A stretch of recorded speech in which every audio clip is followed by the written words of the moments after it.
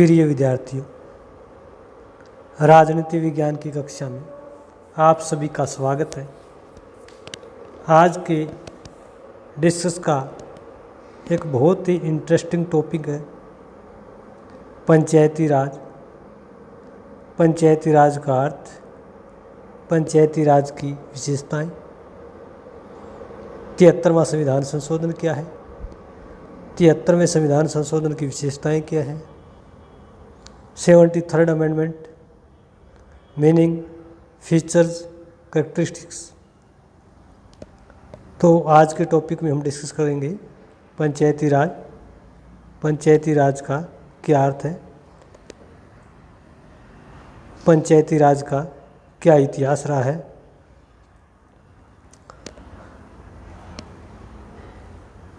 पंचायती राज संस्थाएं इसे नाम से जाना जाता है।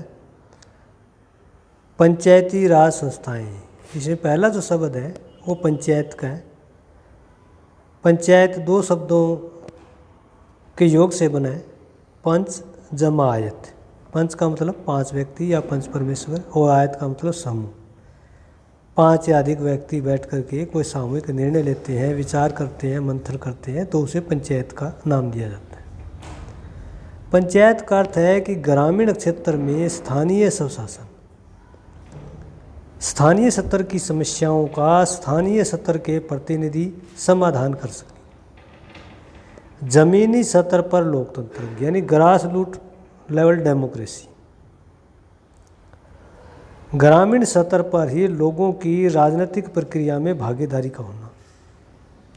सत्ता का विकेंद्रीकरण, यानी सत्ता जो है वो राष्ट्रीय स्तर पर लोकसभा, प्रादेशिक स्तर पर विधानसभा और ग्रामीण स्तर पर ग्राम सभा के द्वारा एक प्रकार से सत्ता का विकेंद्रीकरण है, जिसे ब्रिटिश काल में लिटिल रिपब्लिक कहा गया। लिटिल रिपब्लिक मतलब लघु गणतंत्र। एक प्रकार से ग्राम पंचायतें लघु गणतंत्र का कार्य करती है, यानी गांव की समस्याओं को गांव के लेवल पर ही गांव के लोगों के द्वारा अपने प्रतिनिधि चुन करके उनका समाधान किया जाए। जहाँ तक पंचायती राज की पृष्ठभूमि का सवाल है, तो भारत में पंचायती राज का इतिहास काफ़ी पुराना है। प्राचीन काल से इसका अस्तित्व रहा है, चाहे वो वैदिक काल हो, मौर्य काल हो, मुगल काल हो। जैसे मुगल काल में जमींदारी प्रथा, ब्रिटिश काल हो। इन सभी कालों में कहीं न कहीं पंचायतों का प्राचीन स्वरूप विद्यमान रहा है। आधुनिक काल में देखें तो 1687 में मद्रास में नगर निगम की स्थापना की गई। 1882 में लॉर्ड रिपन ने स्थानीय स्वशासन की स्थापना की, जिसे फादर ऑफ लोकल गवर्नमेंट कहा जाता है। लॉर्ड रिपन को स्थानीय स्वशासन का जनक कहा जाता है। इसमें स्थानीय जनप्रतिनिधियों का स्थानीय जनता के द्वारा चुनाव किया जाता था। 1919 में तत्कालीन ब्रिटिश भारतीय सरकार ने ब्रिटिश भारत अधिनियम पारित किया।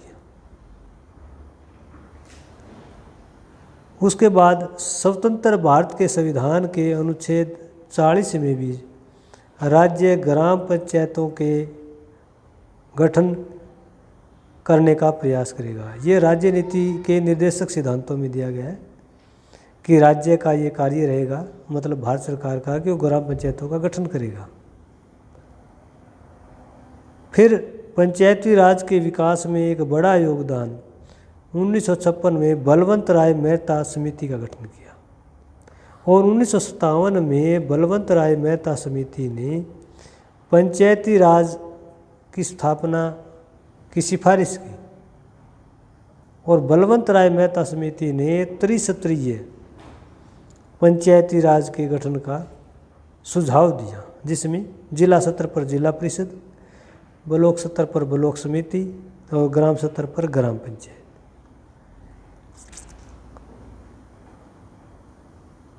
उसके बाद 2 अक्टूबर 1959 को नागौर में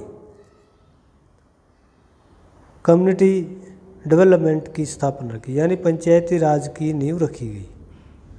1977 में भी तत्कालीन केंद्र सरकार ने पंचायती राज व्यवस्था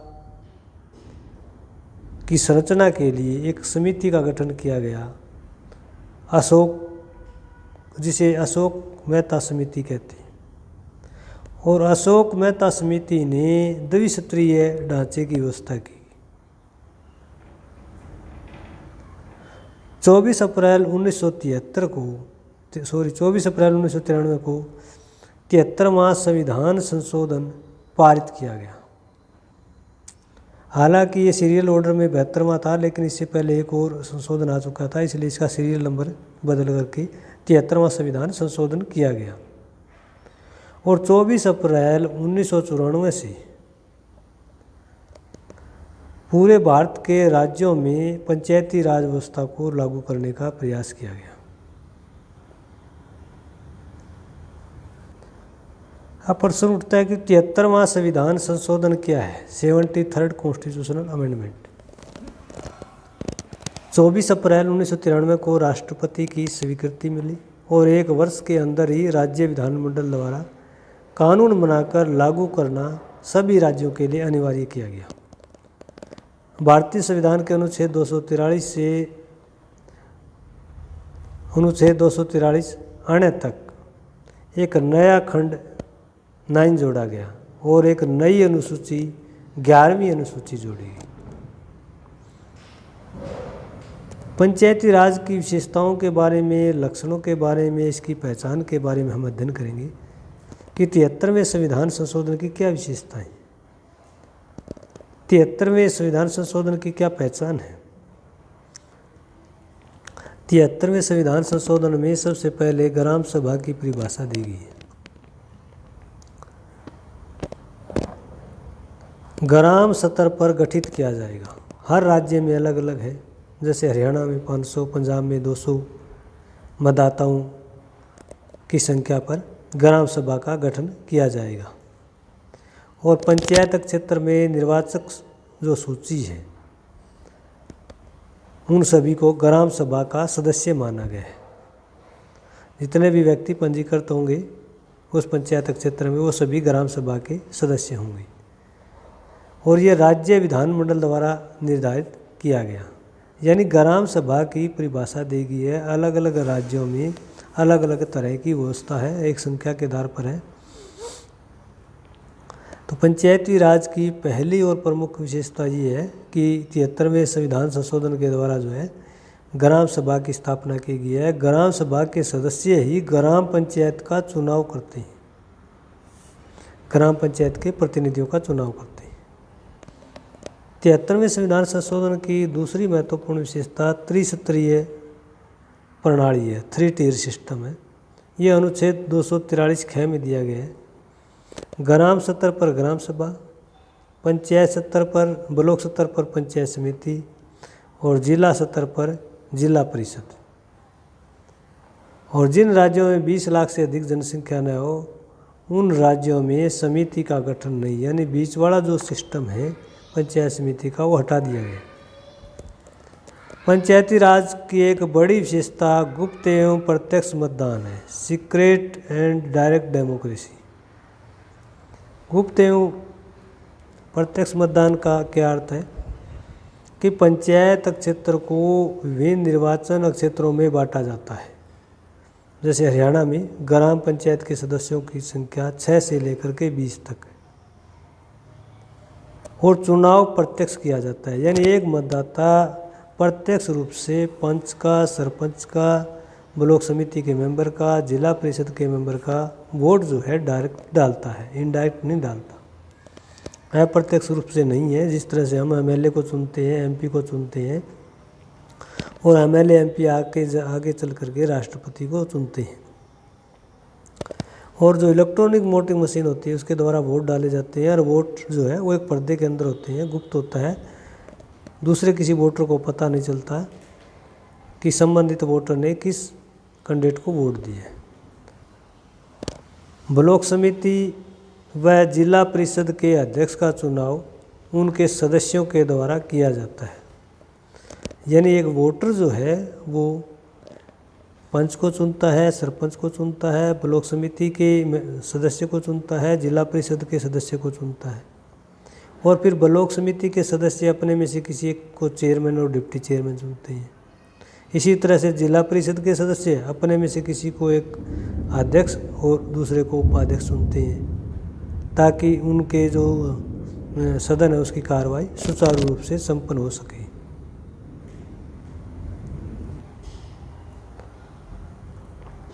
पंचायतों में सीटों का आरक्षण किया गया है। ये 73वें संविधान संशोधन की एक महत्वपूर्ण विशेषता है कि कुल जनसंख्या के अनुपात में सीटों का आरक्षण किया गया है। पंचायत क्षेत्र की जनसंख्या के अनुसार एक ग्राम सभा को उतने ही निर्वाचन क्षेत्रों में परिवर्तन किया गया है, और एक ग्राम पंचायत में जितने सदस्य, टोटल SC ST की जितनी पॉपुलेशन है उस पॉपुलेशन के अकॉर्डिंग ही उनकी सीटें निर्धारित की गई हैं। मान लिया जाए किसी ग्राम सभा में 20% SC की सीटें हैं, तो कुल पंचों का जो संख्या है 20% वो SC के बनेंगे, और 10% मान लिया जाए ST की संख्या है तो 10% पंच जो है ST के बनेंगे, और इनमें से 1/3 स्थान जो है उन्हीं कम्युनिटी की महिलाओं के लिए आरक्षित किए जाएंगे। तीनों सत्रों पर अध्यक्षों के पदों का भी SC ST के लिए आरक्षण रखा जाएगा, यानी कि चाहे वो सरपंच का पद हो, ब्लॉक समिति के चेयरमैन का पद हो, जिला परिषद के अध्यक्ष का पद हो, इनको भी जनसंख्या के अनुरूप SC ST को आरक्षित किया गया। इसके साथ ही कुल स्थानों का 1/3 स्थान यानी 1/3 स्थान जो है वो महिलाओं के लिए आरक्षित किया गया है। राज्य विधानमंडल पिछड़े वर्गों के लिए भी आरक्षण की व्यवस्था कर सकता है। जैसे हरियाणा में पिछले वर्ष ही इसी वर्ष ही SBC A के लिए 8% जो है आरक्षण की व्यवस्था की है। तो ये राज्य विधानमंडल के ऊपर डिपेंड है कि वो BC के लिए कितनी सीटें आरक्षित करता है।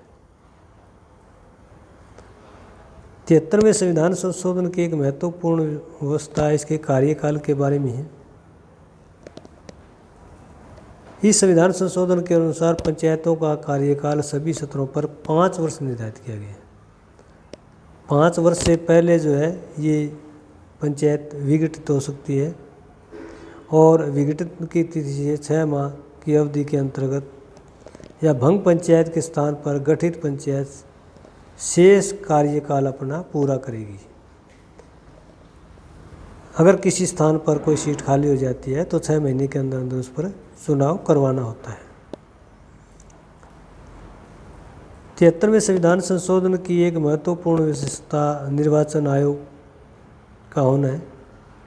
जो राज्य निर्वाचन आयोग है, राज्य निर्वाचन आयुक्त है, उसके द्वारा जो है ये पंचायती राज व्यवस्था के चुनाव करवाए जाते हैं।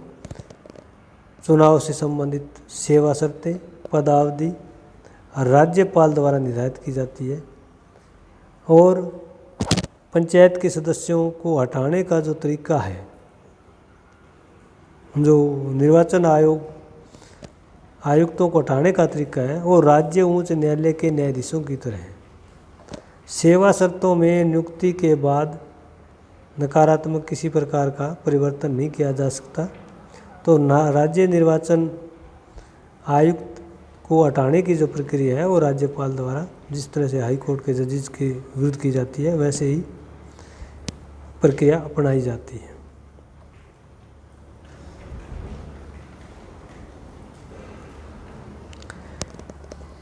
तिहत्तरवें संविधान संशोधन की एक बड़ी विशेषता ग्राम पंचायत के अध्यक्ष को हटाना है, removal from the office of sarpanch या प्रधान।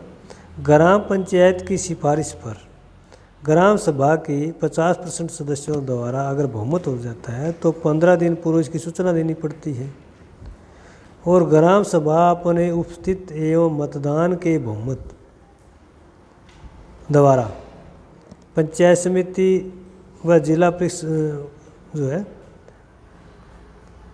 जो ग्राम पंचायत है, तो उपस्थित मतदान के बहुमत द्वारा इसको पद से हटा सकती है। पंचायत समिति व जिला परिषद के अध्यक्ष को हटाने के लिए उपस्थित एवं मतदान का 2/3 बहुमत होना आवश्यक है।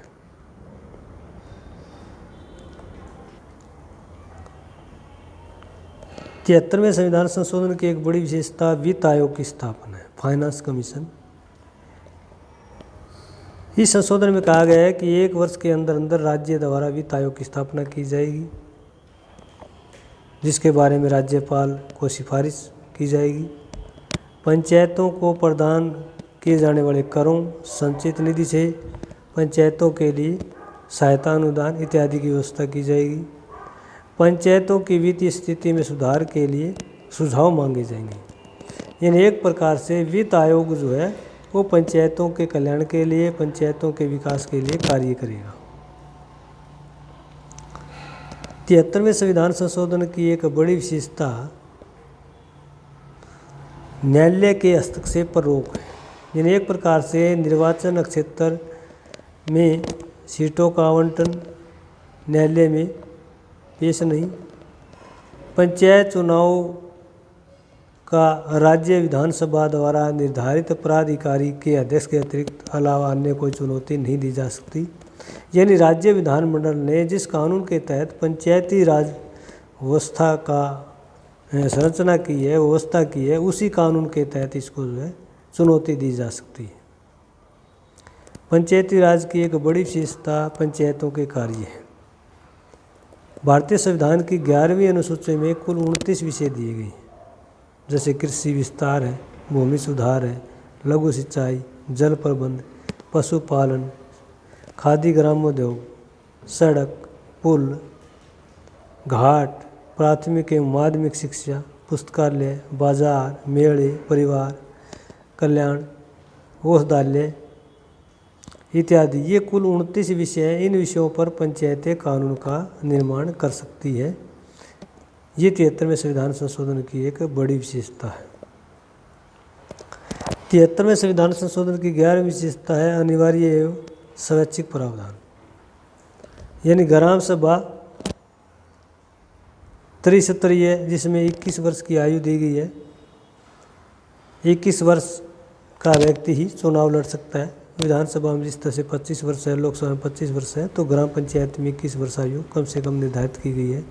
SC/ST के लिए आरक्षण की व्यवस्था की गई है। महिलाओं SC/ST को उनकी जनसंख्या के अनुरूप में आरक्षण की व्यवस्था की गई है। जिस कम्युनिटी की जितनी जनसंख्या है उतनी सीटें उस कम्युनिटी के लिए ग्राम पंचायतों में स्थान आरक्षित किए जाते हैं। महिलाओं की 1/3 सीटें जो है आरक्षित की गई हैं। SC/ST की महिलाओं के लिए उनकी कुल जनसंख्या के अनुपात में जितना प्रतिशत स्थान है उनमें से 1/3 स्थान SC/ST की महिलाओं के लिए आरक्षित किए जाएंगे। राज्य वित्त आयोग की व्यवस्था करना राज्य निर्वाचन आयोग द्वारा।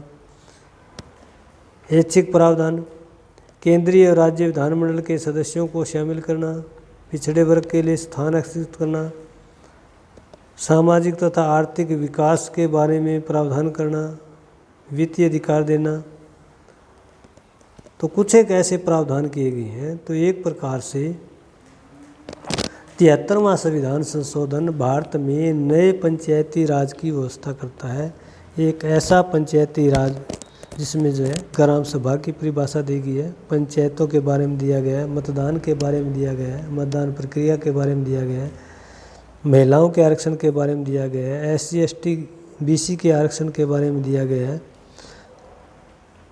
पंचायतों के निर्वाचन क्षेत्रों के बारे में दिया गया है, पंचायत के अध्यक्ष जिसे प्रधान या सरपंच कहा जाता है उसकी पद से विस्थापित करने के बारे में दिया गया है, जिला परिषद के अध्यक्ष, ब्लॉक समिति के चेयरमैन की निर्वाचन प्रक्रिया, उसमें महिलाओं SC/ST के आरक्षण के बारे में विस्तार पूर्वक वर्णन किया गया है। तो उम्मीद है ये टॉपिक आपको काफ़ी पसंद आया होगा। अगर आपको ये टॉपिक पसंद आता है तो लाइक कीजिए, शेयर कीजिए और कमेंट कीजिए। धन्यवाद।